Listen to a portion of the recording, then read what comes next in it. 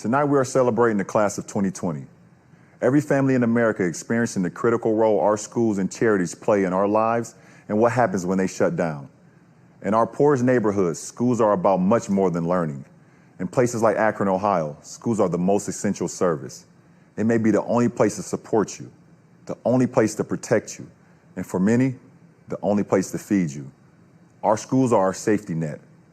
Our people build our communities. To the class of 2020, as you celebrate tonight, do not forget your safety net. Every teacher, every coach, every pastor, they along with your friends and family got you to this moment. And now it is time to go to a new place. It is time to chase every dream, accept every challenge, strive for greatness, honor every promise, and recommit to your community. I know that's the last thing you want to think about right now in the place you've been sitting in for the last 2 months. Really, the last 18 years for you guys. But it's the truth. The community needs you. And when I say to the community, I mean your rec league, your church, your youth group, and most of all, your school. They need you. Most importantly, building your community is how you change the world. Unfortunately, the system does not solve the real problem. Education, violence, racism, they must be solved in the street. Class of 2020, I know the last thing you want to hear right now is stay home. That's not my message to you. My message is stay close to home. Maybe not physically, but in every other way possible. Pursue every ambition. Go as far as you possibly can dream. And be the first generation to embrace a new responsibility. A responsibility to rebuild your community. Class of 2020, the world has changed. You will determine how we rebuild. And I ask that you make your community your priority. Congratulations, class of 2020. I love all of you. And remember one thing. You've done in your time with the Obama Foundation.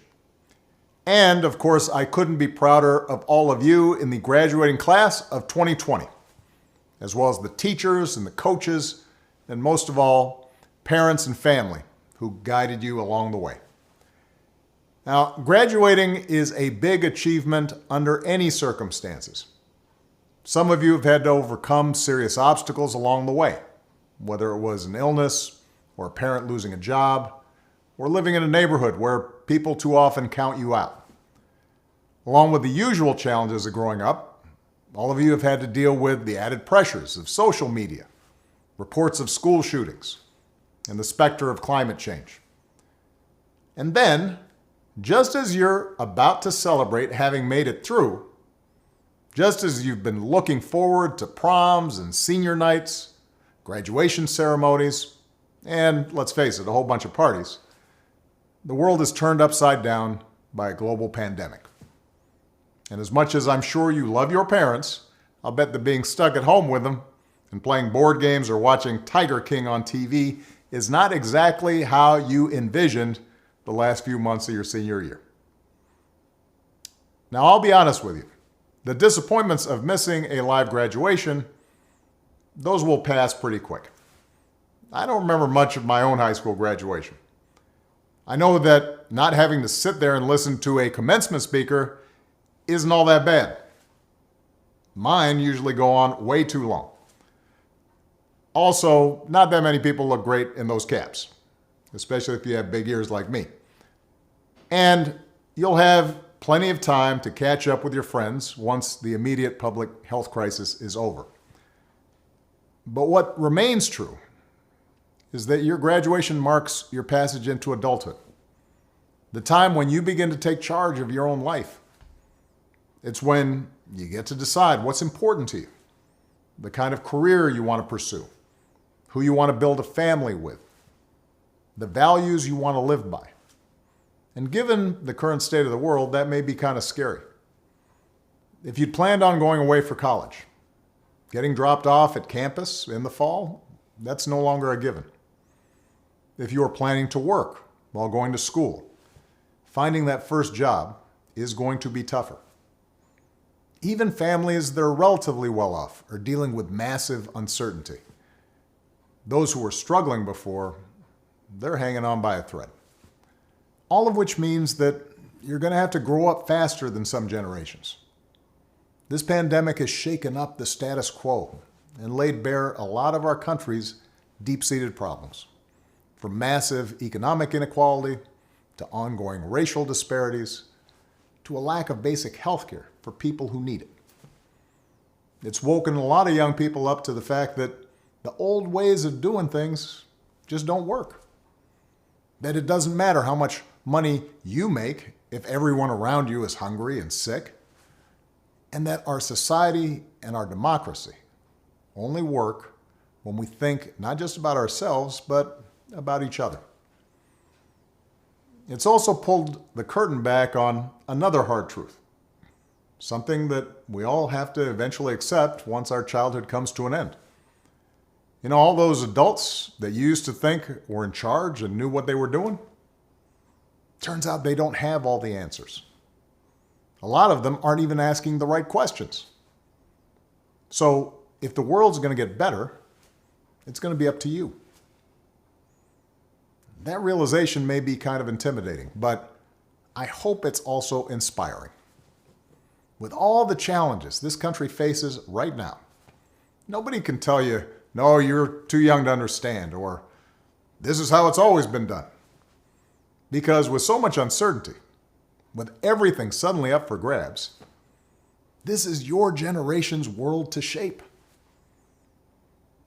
Since I'm one of the old guys, I won't tell you what to do with this power that rests in your hands, but I'll leave you with 3 quick pieces of advice. First, don't be afraid. America's gone through tough times before. Slavery, civil war, famine, disease, the Great Depression, and 9/11. And each time, we came out stronger. Usually because a new generation, young people like you, learned from past mistakes and figured out how to make things better. Second, do what you think is right. Doing what feels good, what's convenient, what's easy, that's how little kids think. Unfortunately, a lot of so-called grown-ups, including some with fancy titles and important jobs, still think that way, which is why things are so screwed up.